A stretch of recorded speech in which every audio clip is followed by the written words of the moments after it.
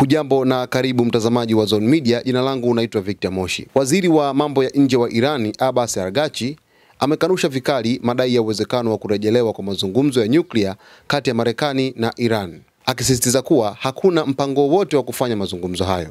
Akizungumza katika mahojiano moja kwa moja kwenye televisheni ya usiku wa Alhamis, Araghchi alimshutumu vikali Marekani kwa kuunga mkono vita vya uchokozi vya utawala wa Kizayuni dhidi ya Iran na kuonya kuwa hatua hizo zimekiuka misingi ya kidiplomasia. Araghchi alieleza kuwa kabla ya mashambulizi ya Israel dhidi ya Iran, Tehran ilikuwa inaendeleza mazungumzo yasiyo ya moja kwa moja na Marekani kuhusu mpango wake wa nyuklia kwa ajili ya kulinda maslahi ya taifa lake. Hata hivyo, baada ya kushindwa kwa mazungumzo hayo, Marekani iliamua kutumia njia za kijeshi, hatua aliyoiita kuwa ni usaliti mkubwa dhidi ya diplomasia. Akikanusha kauli ya rais wa Marekani Donald Trump aliyedai kuwa mazungumzo mapya yataanza wiki ijayo, Araghchi alisema hakuna makubaliano yoyote kuhusu kurejea kwa mazungumzo. Hata mazungumzo kuhusu mazungumzo hayajafanyika. Kwa sasa swala la mazungumzo halipo kabisa kwenye ajenda. Hata hivyo, alisisitiza kuwa Irani bado inaamini katika diplomasia, lakini uamuzi wa iwapo itaingia tena kwenye mazungumzo na Marekani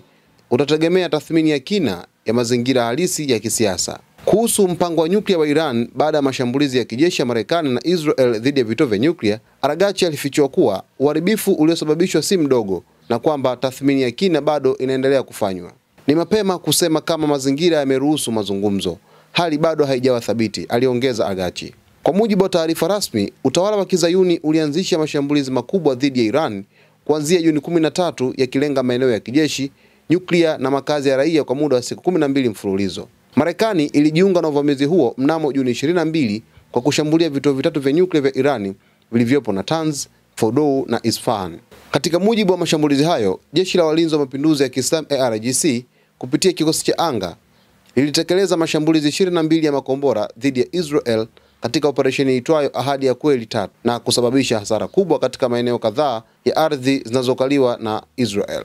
Mapigano hayo yamesitishwa rasmi kufuatia kusainiwa kwa makubaliano ya kusitisha mapigano yaliyopatikana tarehe 24 Juni, na hali kwa sasa imetulia huku pande zote zikisubiri hatua zitakazofuata. Mtazamaji wa Zone Media, hii ni taarifa ambayo imetufikia hivi punde kwamba waziri wa mambo ya nje wa Iran Abbas Araghchi amekanusha vikali kwamba hakuna mazungumzo yoyote na Marekani imesaliti diplomasia. Hivyo wanapigilia mkazo kwamba hawataki mazungumzo na rais wa Marekani Donald Trump juu ya mustakabali mzima wa sakata la nyuklia katika nchi ya Iran. Hii ni Zone Media, tutakuletea taarifa zaidi kwa kina. Salia nasi kwa kusubscribe channel yetu, kulike, kucomment pamoja na kushare. Asante.